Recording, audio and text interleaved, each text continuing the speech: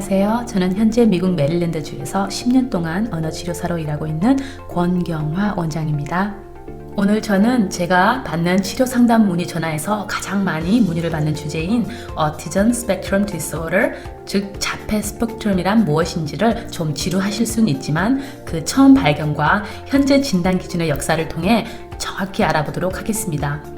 먼저 그 처음과 지금까지 역사를 통해 정확히 어티즘이 어떻게 알려지게 되었는지 좀 학술적으로 알아본 다음 에피소드들에서 더 인상적인 내용 그리고 더 실제적인 내용들 제가 경험한 것들을 살펴보도록 하겠습니다. 지금 현재 자폐의 발병률은 해마다 증가하고 있습니다. 2018년 기준으로 투사한 2020년 현재 발병률 미국에서의 발병률입니다. 새로 태어난 아이 54명 중 1명이 자폐라고 합니다. 이 수치는 표에서 보여지듯이 2004년 발병률과 비교했을 때 166명당 1명이었다가 지금 현재 54명당 1명꼴로 그 진단이 내려지는데 정말 엄청난 증가세라고 할 수 있겠지요.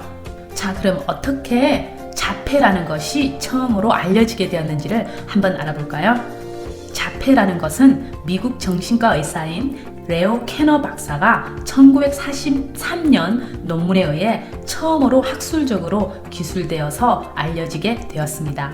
캐너 박사는 자신의 논문에서 2살에서 11살 사이에 11명의 아동들의 언어라든지 아니면 소셜 스킬이라든지 이러한 행동 특징들을 분석하여 처음으로 기술하게 되었는데요. 그때 그가 기술한 특징 중에서 가장 중요한 부분이 바로 이 부분인데요. 제가 원문을 그대로 읽어드리겠습니다. A profound and fundamental inability to relate themselves in the ordinary way to people and situations from the beginning of life. 자, 이게 무슨 말이냐 하면은 태어나면서부터 자신과 다른 상황 혹은 다른 사람들과 연관을 짓는 그러한 기술, 즉 소셜 스킬을 말하는 거죠. 그런 기술이 없는 상태다라고 기술하였는데 이 기술이 중요한 이유는 그가 처음으로 태어나면서부터 이러한 능력이 결핍된 것을 기술하면서 우리가 흔히 알고 있는 스키조프레니아, 조현병과 어떤 정신병과의 큰 차이를 나타내는 그러한 발견을 하게 됩니다. 캐너 박사의 이 논문이 쓰여지기 이전에는 어티즘이라는 그러한 말 자체가 없었고 많은 경우 그냥 정신병이나 혹은 지적 장애의 일환으로서 이 아동들을 지칭하게 되었는데 캐너 박사의 이 논문 이후 처음으로 어티즘, 자폐라는 것은 우리가 알고 있는 어떤 정신병이나 혹은 지적 장애가 아니라는 것을 알게 되었습니다. 자, 그러면 캐너 박사가 기술한 자폐의 특징은 무엇일까요?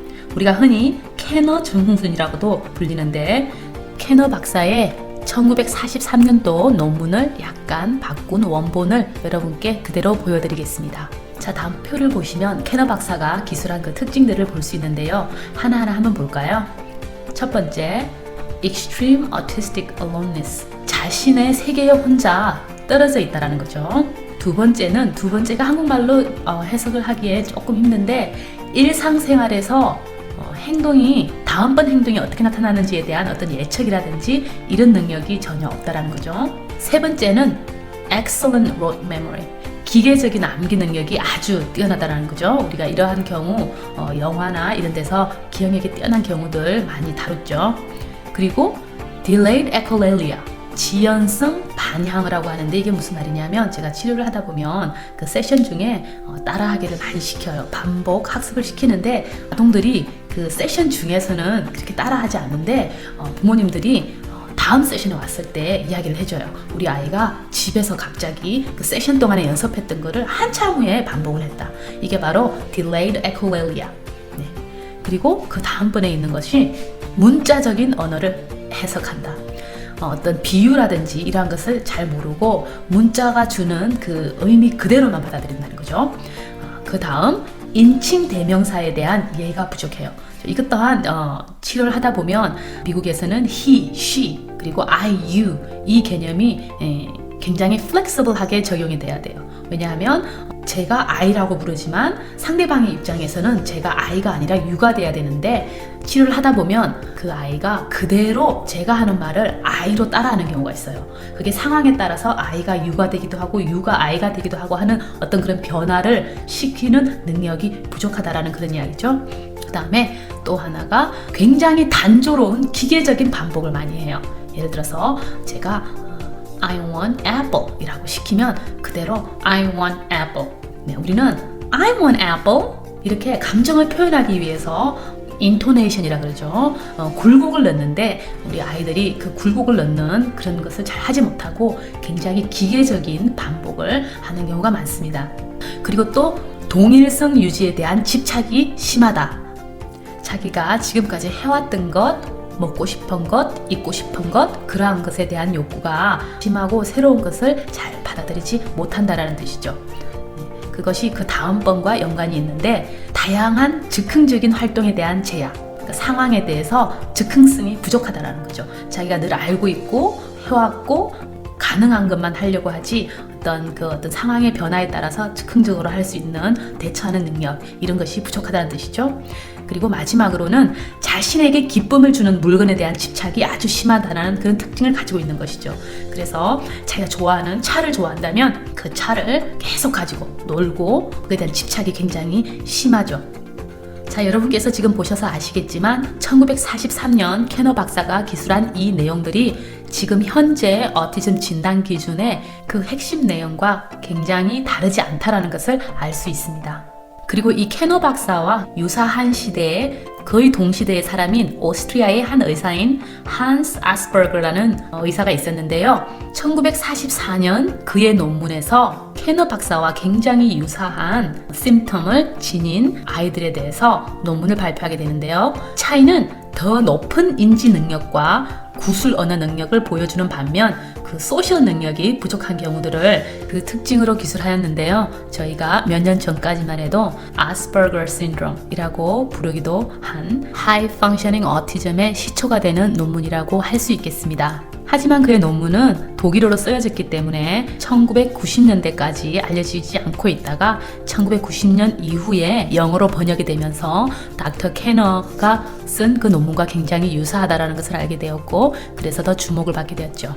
이렇게 자폐라는 것이 세상에 알려지고 나서 많은 연구들이 생겨나기 시작했고 또 안타깝게도 초기에는 후천적인 요인이 자폐증을 유발한다라는 견해가 존재했었는데요.